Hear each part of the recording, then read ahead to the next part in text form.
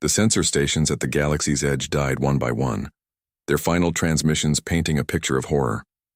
Admiral Jin Su studied the data from the combined fleet's command ship, his weathered face showing no emotion. Around him, officers from 50 species worked in unprecedented harmony. Confirmed count? He asked quietly. 8 billion individual signatures, strategist Yunjung replied.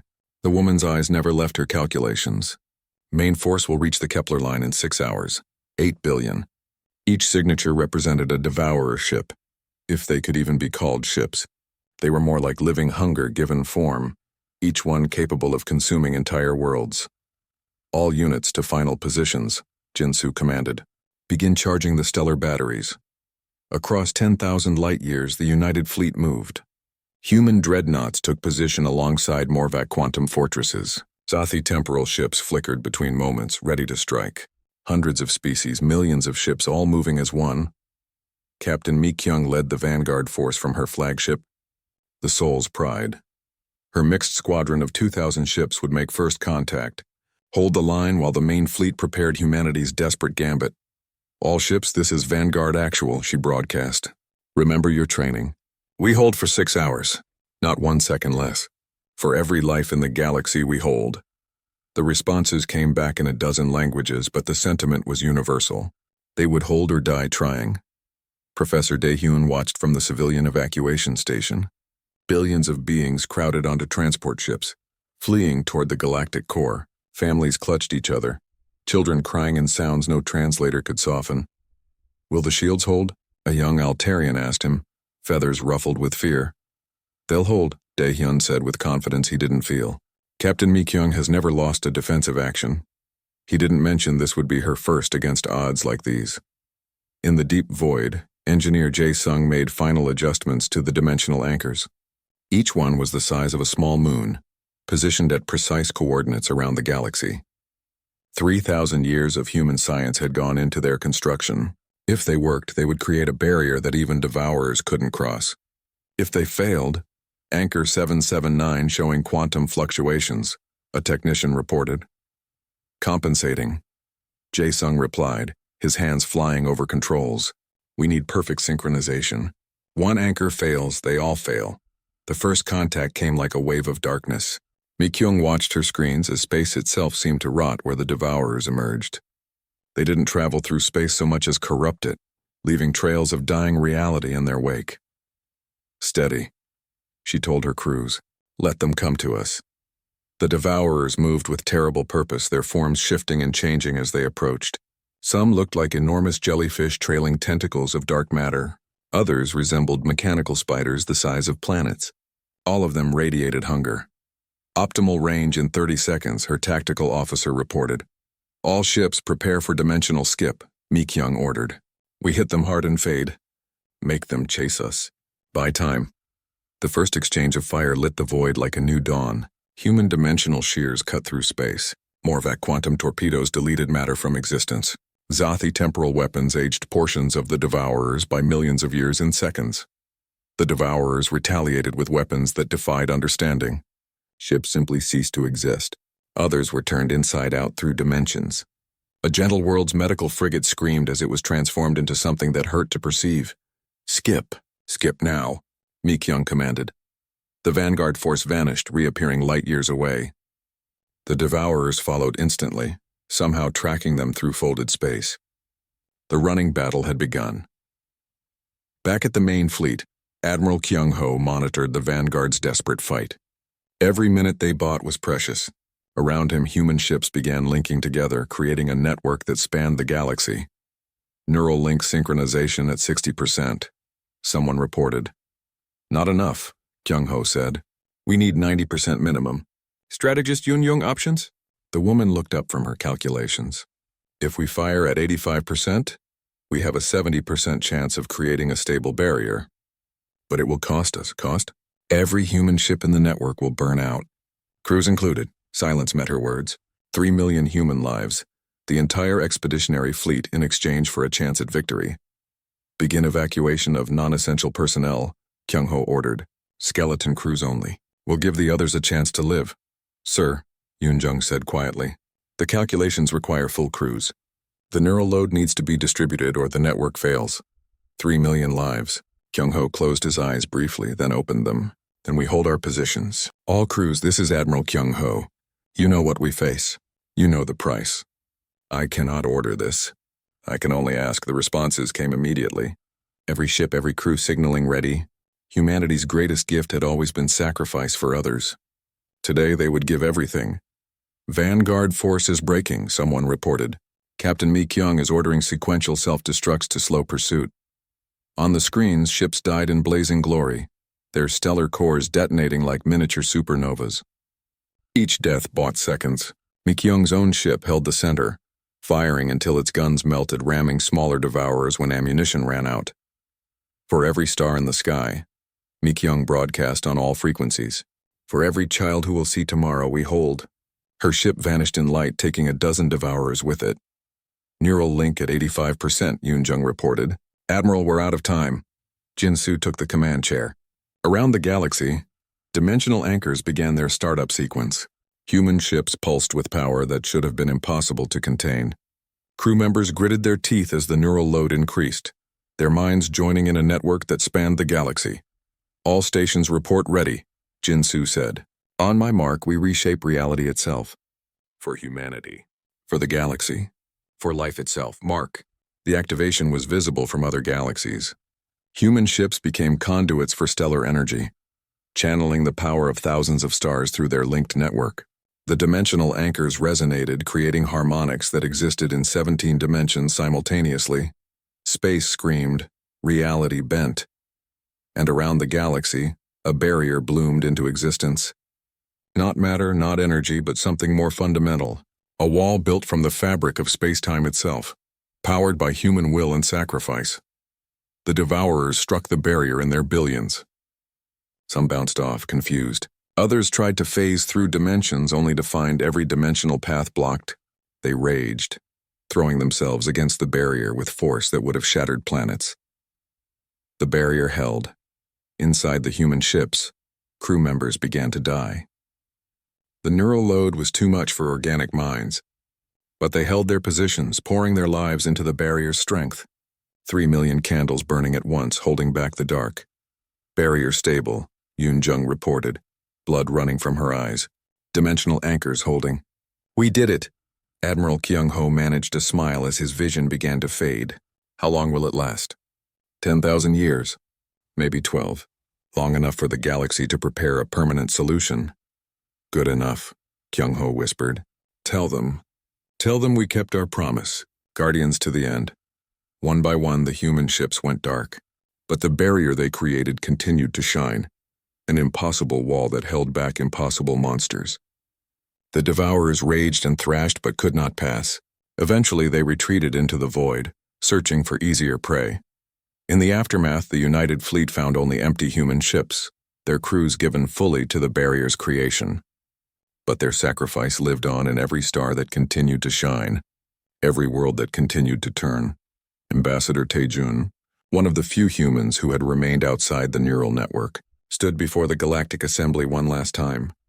We came home to die, he said simply, but we died so you could live. The barrier will hold for millennia. Use that time, learn, grow, become what we saw you could be. He placed a data crystal on the podium. Everything we learned, every technology, every strategy, every hard lesson. It's yours now. When the barrier falls, be ready. Be better than we were.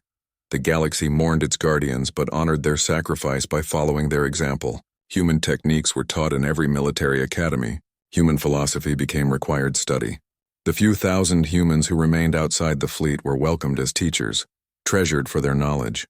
And at the edge of the galaxy, the barrier held. A monument to sacrifice. A shield built from lives freely given. In the academies, children of 100 species learned the final words of Admiral Kyung-ho. Guardians to the end, they would not forget. When the devourers returned in 10,000 years, they would find not scattered, fearful civilizations, but a galaxy united, trained, and ready. The humans had given them time. The galaxy would not waste it. The integration facility orbited a dead star, far from any inhabited system. Here, Human engineers worked alongside alien technicians, sharing knowledge that had taken millennia to develop. Engineer Jae Sung supervised the upgrade of a Morvac battlecruiser, his patience tested but holding. No, he said for the 10th time that hour. The dimensional anchor needs to be calibrated to your ship's specific quantum signature. Like this. He demonstrated with practiced ease, his hands dancing over controls that merged human and alien technology. The Morvac engineer Vresh watched with 3 of his 4 eyes while the 4th took notes. Human technology seems to break physics, Vresh complained. How does folding space not create paradoxes? It does, Jae Sung admitted. We create tiny paradoxes with every fold, but they're contained, managed, like controlled explosions in an engine. Across the facility, pilot So-yeon faced her own challenges. The training hall held pilots from 16 species, each with different reaction times, different ways of perceiving space. She had 3 months to turn them into a cohesive fighting force. Listen up, she called, her voice carrying over the chatter. Forget everything you know about combat flying. The Devourers don't move like ships. They move like nightmares. She activated a holographic simulation. Her fighter, a sleek human interceptor, faced a Devourer scout. The alien pilots watched as the enemy ship seemed to exist in multiple places at once, attacking from angles that shouldn't exist. They fold space around themselves, So-yeon explained while flying. You can't trust your eyes. Trust your instruments, trust your wingmates. Trust the patterns we teach you. She demonstrated a human combat technique, deliberately flying into what appeared to be certain death, only to skip through dimensions at the last second, emerging behind the Devourer to strike at its core. That's insane, squawked Pilot Keech, a bird-like Altarian. No one could survive that maneuver. I've done it 43 times, So-yeon said simply. 39 pilots in my squadron have done it at least once. It's not about survival. It's about victory. She landed and faced her students. The Devourers expect you to fear death. Human pilots learned long ago that death is just another enemy to outmaneuver. You'll learn too, or you'll die in the first engagement. In another section, Coordinator Han Wool wrestled with a different challenge. The command center held representatives from every major fleet, trying to establish unified protocols. The noise was tremendous as universal translators struggled with military terminology from dozens of cultures. We need standardized communication, Han Wool insisted. When I say break formation, every ship needs to understand instantly. Human military language is too aggressive, complained Admiral Thoss of the Gentle Worlds. We prefer consensus-based tactical discussions. The Devourers won't wait for consensus, Han Wool replied patiently. In battle, hesitation kills. One voice, one command, instant response. He pulled up recordings from human engagements, ships moving in perfect synchronization, responding to orders before the enemy could adapt. Then he showed similar footage from United Fleet exercises. Chaos, confusion, ships colliding as different species interpreted orders differently. 6 weeks, he said. That's how long we have before the first Devourer scouts reach the frontier. 6 weeks to become a unified force, or we die separately. The breakthrough came from an unexpected source. Professor Dae-hyun had been teaching history to mixed groups, sharing humanity's journey from warriors to guardians. A young Zathi student raised a glowing appendage. Professor, you say humans channel aggression into protection. How? Dae-hyun smiled. Would you like me to show you? He led the class to a training chamber where human soldiers sparred. But this wasn't the brutal combat the aliens expected. Every move was precise, controlled, beautiful in its efficiency. Violence transformed into art. Watch closely, Dae-hyun instructed. See how they never strike in anger? Every action has purpose. Defense of others, never attack for its own sake. A Gorvac cadet, massive even by his species' standards, snorted. Pretty dancing won't stop Devourers. Master Sergeant Kim Bora heard the comment. The human woman, half the Gorvac size, stepped forward. Would you like a demonstration? The Gorvac grinned, showing rows of sharp teeth. I could break you with one hand. Try. What followed lasted 8 seconds. Bora moved like water, redirecting the Gorvac's strength against himself. Despite his size advantage, he found himself on the ground, immobilized by someone who weighed a third of what he did. Strength without discipline is chaos, Bora said, helping him up. Discipline channels strength into purpose. That's the human way.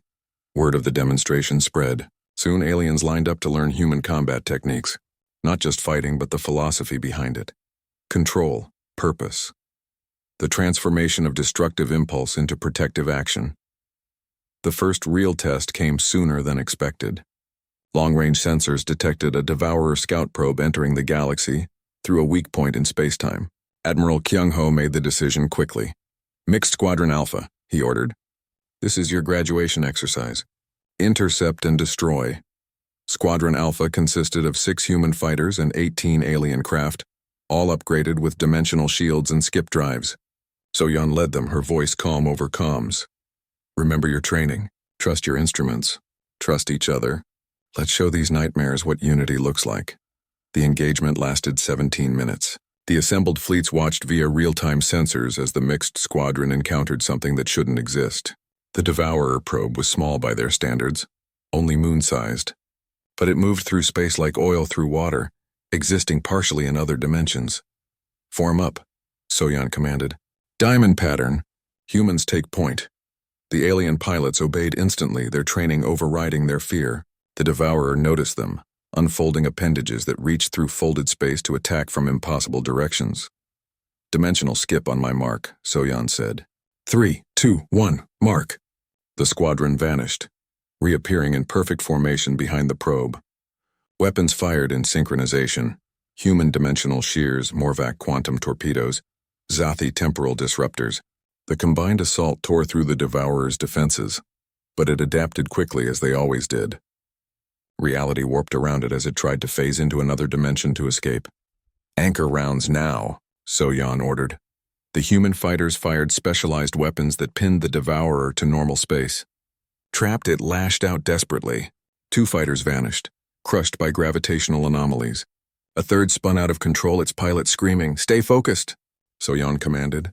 "Keech Voral, extract the damaged fighter. Everyone else, maximum firepower on the core." The squadron responded like a single organism.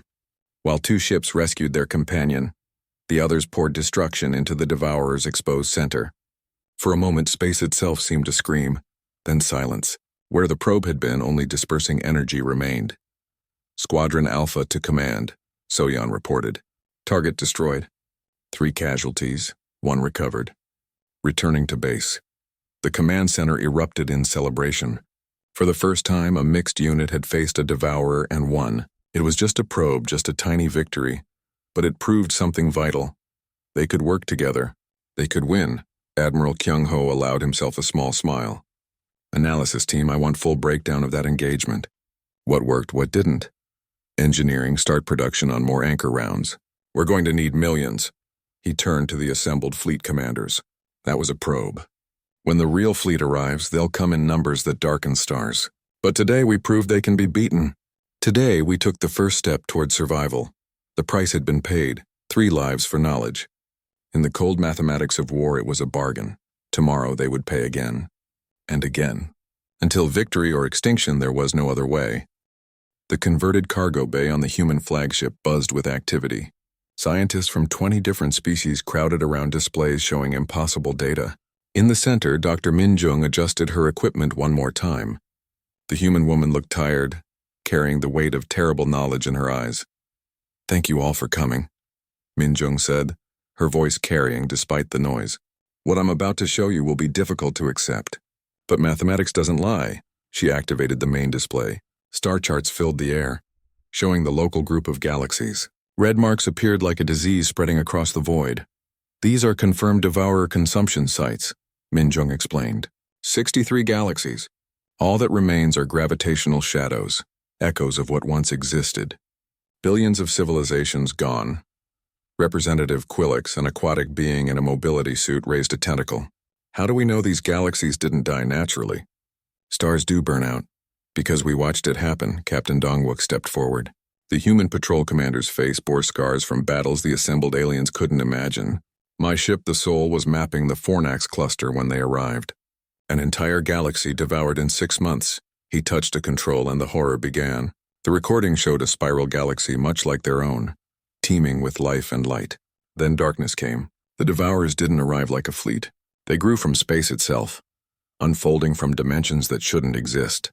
They fell upon stars like cosmic locusts, draining them to cold husks in minutes. We tried to warn them, Dongwook's voice cracked. Sent messages, shared our shield frequencies. They thought we were the threat. Fired on us while the real enemy ate their worlds. The recording continued relentlessly. Planets cracked like eggs, their cores sucked dry. Entire civilizations tried to flee, only to be caught and consumed. The galaxy died screaming into the void, and then there was nothing. Just empty space where billions of years of evolution had flourished. Enough, Bexaria said weakly. Several representatives had already fled the room, unable to watch more. Historian Subin entered quietly, her arms full of ancient human texts. Real books made of paper and bound in leather. Artifacts from Earth itself. You want to know why we left? She said, setting the books down carefully. These are our true histories. Not the sanitized versions, not the myths. The truth.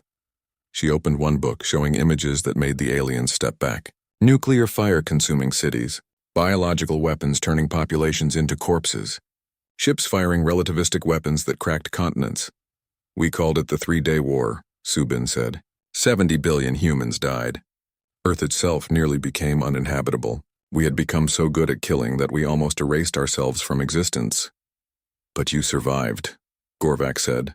Rebuilt. The survivors made a pact, Subin continued. Never again. We would leave, go so far that we couldn't hurt anyone else. We would learn control, discipline, turn our gift for destruction into a shield for life itself. She showed them more books, philosophies developed in the void, training regimens that turned human aggression into focused protection, children raised on stories not of conquest but of guardianship. It took 1,000 years, she said, 1,000 years to transform warriors into protectors. And just when we thought we had succeeded, we met the Devourers. Admiral Kyung-ho himself appeared via hologram, the human commander's presence filling the room despite being a projection. Representatives, he said formally, I've led our fleets for 2 centuries. In that time, I've lost more ships than your entire combined fleet possesses. Good people, brave people dying to buy time. Always time. He gestured, and tactical displays showed human battle formations. We've developed weapons that can wound them. Dimensional shears that cut their connections to folded space. Stellar bombs that burn hot enough to make them retreat. But we've never truly won, only survived. Then why fight? Representative Melik asked. If they're unstoppable, why not run? Because running ends, Kyung-ho replied. We've mapped the universe as far as our ships can travel. Everywhere, the same story. Dead galaxies, void spaces where devourers have fed. They're not just predators. They're the universe's end state. Entropy given hunger and form. Engineer Jae Sung arrived with a cart full of devices. He began handing them out to the scientists present. Personal shield generators, he explained, based on our dimensional folding technology. Put them on. The aliens struggled with the human devices until Jae Sung helped them. Once activated, each being found themselves surrounded by a faint shimmer of bent space. These will protect you from most energy weapons, Jae Sung said. Then he pulled out a human sidearm and fired directly at Quillix. The aquatic being shrieked, but the energy blast simply vanished into the shield, absorbed and dispersed across dimensions. That's our basic infantry protection, Jae Sung noted. Now imagine ship-scale versions. Weapons that fire through folded space to hit targets from impossible angles. Engines that skip across dimensions like stones on water. It's not enough, Vexaria said, understanding dawning. All this technology, all these weapons, and you still can't beat them. Not alone, Admiral Kyung-ho confirmed. But together, with the galaxy's resources, its diversity of thought, its united will, we might have a chance. Dr. Yunji returned to the center of the room. The Devourers adapt, but slowly. They've never faced coordinated resistance on a galactic scale. Every species brings unique perspectives, different ways of thinking. The Zathi see time differently. The Morvac understand quantum mechanics intuitively. The Helix naturally think in 4 dimensions. You want to weaponize our diversity, Gorvak realized. We want to synthesize our strengths, Taejun corrected, entering the discussion. Human discipline and technology. Zathi temporal perception, Morvac quantum engineering. Every species contributing their best, and if we refuse, someone asked from the back. Admiral Kyung-ho's expression hardened. Then we hold the line as long as we can. We'll fortify the core systems, save who we can, but billions will die. Entire species will vanish, and eventually even we will fall. Subin opened her final book. It showed human children training alongside alien youngsters on distant stations. Different species working together, learning from each other. This is our future, she said, or we have no future at all. The room fell silent. The weight of truth pressed down on every being present. The humans hadn't returned as conquerors. They'd returned as heralds of apocalypse, offering the only hope of survival. I need to consult with my government, Vexaria said finally. We all do, Gorvak added. Of course, Taijun said. But remember, the Devourers don't care about your political processes. Every rotation we debate is measured in future casualties. As the meeting dispersed, Minjung remained behind, staring at her calculations. The math was clear, brutal in its simplicity. Without unity, without the human technology and experience, the galaxy had perhaps 10 years once the Devourers arrived in force. With unity, with every species contributing, they might last 50 years. Maybe 100. It wasn't victory, but it was hope. Captain Dongwook found her there hours later. The council? They're scared, Minjung replied. Good. Fear might save them. Fear saved us, Dongwook reminded her. Fear of ourselves drove us to the void. Fear of the Devourers forged us into what we are. Minjung nodded, then asked the question that haunted every human who'd fought this war. Do you think we can actually win? Dongwook was quiet for a long moment. I think we can make victory possible for someone. Maybe not us. Maybe not for 1,000 years. But someone someday will stand on a free world because we stood here today. It wasn't much, but in a universe where entropy itself had taken form and hunger, it was everything. The first alien ships began arriving at human staging areas within days. Not many at first, but enough. The real war was about to begin. The diplomatic chamber had been hastily prepared. Ancient protocols, dusty from centuries of disuse, were pulled from the archives. No one alive had conducted a true first contact. The galaxy had been mapped, its species catalogued, its borders set. Until today, Ambassador Taejun materialized in the center of the room through a pillar of blue light. The assembled representatives gasped. Teleportation technology existed, but nothing this smooth, this effortless. The human stood calmly as the light faded, hands clasped behind his back. He looked ordinary. That was what struck Vexaria first. After all the stories of monsters and demons, the human looked remarkably plain. 2 arms, 2 legs, 1 head. Smooth skin without scales or fur. No claws, no fangs visible. Just a being in a simple gray uniform. Council Leader Vexaria, Taijun said, bowing slightly. His voice carried warmth despite the translator. Thank you for receiving me. I am Ambassador Taejun, speaking for the United Earth Expeditionary Force. Ambassador, Vexaria managed, trying to keep her voice steady. You say you have returned. From where? Why now? Taejun smiled sadly. May I sit? This is a long story, and despite appearances, I am quite old. We all are. A chair was quickly provided. The human sat with careful grace, his dark eyes scanning the room. Every species was represented, all watching him with mixtures of fear and fascination. 3,000 years ago, Taejun began, humanity nearly destroyed itself. We had conquered our home system, built great fleets, created weapons that could crack planets. But we were young, angry. We fought over everything, resources, ideology, simple pride. He paused, his fingers tracing patterns on the table. The final war lasted only days, but it killed billions. When the smoke cleared, when we saw what we had done, we made a choice. We could die in the ruins of our civilization, or we could leave, start over, become something better. So the stories of the Exodus are true? Gorvak leaned forward, his massive frame making the floor creak. Yes. We took our surviving ships and left. Not just the solar system, not just this galaxy. We traveled to the Magellanic Clouds, far from any temptation to return. Taejun's expression grew distant. For 1,000 years we rebuilt. We studied our history, our failures. We developed new philosophies, new ways of thinking. We transformed ourselves from warriors into guardians. Guardians of what? Representative Zix asked, her tentacles writhing with nervousness. Of life itself, Taejun replied. You see, we were not the only ones to leave our home galaxy. In the void between galaxies, we encountered something else, something that makes our old wars look like children's games. He gestured, and a hologram appeared above the table. It showed things that defied description. Vast organic shapes that dwarfed star systems, geometries that seemed to exist in too many dimensions at once.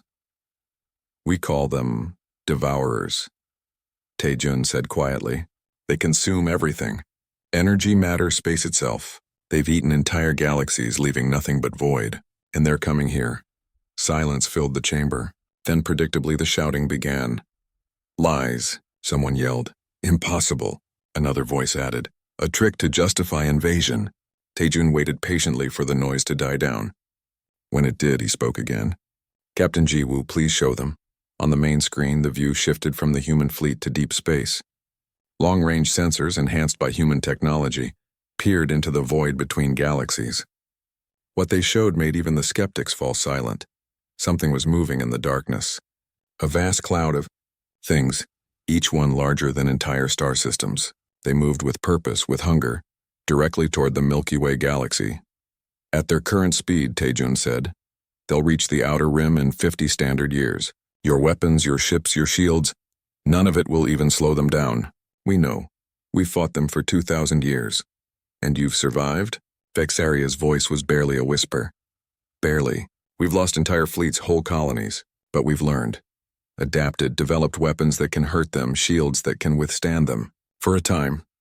Taejun stood walking to the window that showed the human fleet. That's why we're here. Not to conquer, but to prepare. Commander Sungmin appeared beside him in another flash of blue light. Unlike the ambassador, this human wore armor that seemed to shift and flow like liquid metal.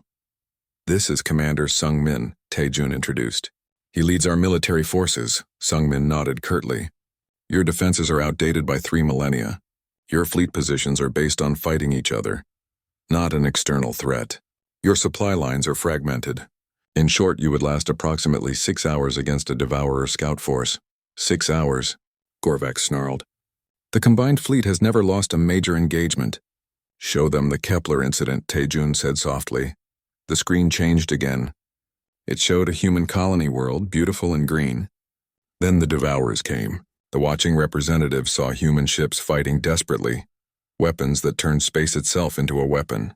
It didn't matter. The Devourers consumed the ships, the orbital stations, and then the planet itself. In minutes, where a world had been, only empty space remained. That was our most fortified colony, Sungmin said bluntly. 30 billion humans. Gone in under an hour. That's what's coming for you. Dr. Yoonji materialized next, carrying what looked like a small star contained in a crystal sphere. The scientist set it carefully on the table where it pulsed with impossible light. This is a stellar core battery, she explained. One of our simpler technologies. It contains the compressed energy of a star's heart. Your entire fleet could run for a century on what's in this sphere. She touched the sphere and projections filled the air. Technologies beyond imagination. Ships that could fold space, weapons that deleted matter from existence, shields that existed partially in other dimensions. We offer all of this, Taejun said. Freely. No conditions except one, you must unify. The Devourers don't care about your borders, your trade disputes, your ancient grudges. Neither can we. And in return? Vexaria asked, though she suspected the answer. We want to come home, Taejun said simply. Our children have never seen Earth's sky. They've grown up on ships and stations, always running, always fighting. We want to stand and fight here, where our species was born. We want to protect the galaxy that birthed us, even if we had to leave it to become worthy of that task. Security Chief Young-soo appeared last, his hand resting on a weapon that seemed to bend light around it. Time is critical. Our long-range scouts report Devourer probes already testing the galactic barrier. They're learning, adapting. Every day we delay makes victory less certain. Vexaria looked around the chamber. Fear, doubt, hope, and desperation warred on alien faces. The comfortable order of their civilization had ended the moment the human fleet appeared. You ask for unity, she said finally, but half the species here think you're invaders in disguise. How do we trust you? Taejun smiled sadly. You don't have to trust us. Trust your own sensors. Send probes to the void. See for yourselves what's coming. We'll wait, but remember, every moment of delay is measured in future lives lost. He bowed again. We'll return to our ship. When you're ready to talk seriously about survival, call us. Admiral Kyung-ho is patient, but the universe is not. The humans vanished in columns of light, leaving behind only the sphere of compressed starlight as proof they had been there at all. In the silence that followed, the weight of decision pressed down on every being present. Well, Vexaria asked the assembled representatives. What do we do now? The debate that followed would last days, but the outcome was never really in doubt. Fear is a powerful motivator, and the images of the devourers had burned themselves into every mind. The galaxy would unite. It had no choice. The grand hall of the Galactic Assembly stretched high above the gathered representatives. Hundreds of different species sat in their designated areas, each wearing the colors of their homeworlds. The meeting was like any other day, boring talks about trade routes and arguments about mining rights. Council Leader Vexaria clicked her mandibles as she listened to yet another complaint about shipping delays. Her compound eyes reflected the soft blue light of the chamber. She had led the assembly for 20 years, and these meetings were always the same. Next item, she announced, her translator converting the clicks and hums into galactic standard. Junior Analyst Thekro wishes to present archaeological findings from the Outer Rim. A young reptilian creature stepped forward, his scales shifting nervously from green to yellow. In his clawed hands he held a datapad that trembled slightly. Honored Assembly, Thekro began, his voice barely above a whisper. My team has found something unusual. We discovered ruins on Kepler 442b that suggest the mythical humans might have actually existed. The hall erupted in laughter. Representatives from a dozen worlds made their species equivalent of amused sounds. Even Vexaria couldn't hide her amusement. Young one, said Ambassador Gorvak, a massive bear-like creature. We appreciate your enthusiasm, but humans are just stories. Tales to frighten younglings into good behavior. But the evidence, Thekro tried to continue, is misinterpreted. Gorvak cut him off. Every few decades, someone claims to find proof of humans. It's always explained as something else. Natural formations. Ruins from the first builders. Anything but the impossible. Thekro's scales turned a deep purple of embarrassment. With respect, Ambassador, the writings we found match every historical mention of humans. The same symbols. The same warnings. Warnings? Vexaria leaned forward, momentarily interested despite herself. Yes, Council Leader. Every text speaks of them the same way. World breakers, star conquerors, the species that burned too bright and destroyed themselves. Thekro activated his datapad, projecting ancient symbols into the air. They called them the Children of War. Fairy tales, scoffed Representative Zix, her tentacles waving dismissively. If humans were real, if they were so powerful, where are they now? Why did they vanish without a trace? The texts say they left, Thekro insisted. They saw what they had become and chose exile over extinction. Enough, Vexaria said firmly. We have real matters to discuss, not ancient myths and ghost stories. Thank you for your enthusiasm, Analyst, but the Assembly has work to do. Thekro slumped back to his seat, defeated. Around him, representatives returned to their mundane discussions of trade agreements and border disputes. The comfortable routine of galactic politics resumed. It was Representative Melik who noticed it first. The four-armed mathematician from the logic world suddenly stood, all four hands pressed against his console. Council Leader. Melik's voice was steady but urgent. I'm reading massive energy signatures at the edge of Sector 7. Pirates? Vexaria asked, though pirates rarely operated so far from trade routes. No. Melik's blue skin paled to almost white. These signatures, they're unlike anything in our database. The power levels are... He paused, rechecking his calculations. Impossible. Define impossible, Gorvak rumbled, no longer sounding amused. Each signature represents more energy output than our largest battleships. And Council Leader, Melik's voice cracked. There are thousands of them. The hall fell silent.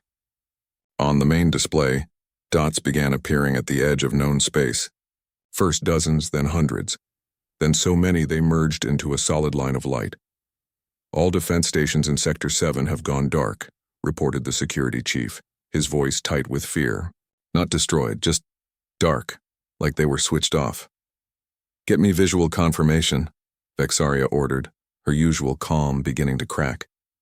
I want to know what we're dealing with. The main screen flickered, then showed the feed from a long-range probe. What appeared made the entire assembly gasp in unison. Ships. But not like any ships they knew. These were massive beyond comprehension, each one the size of a small moon.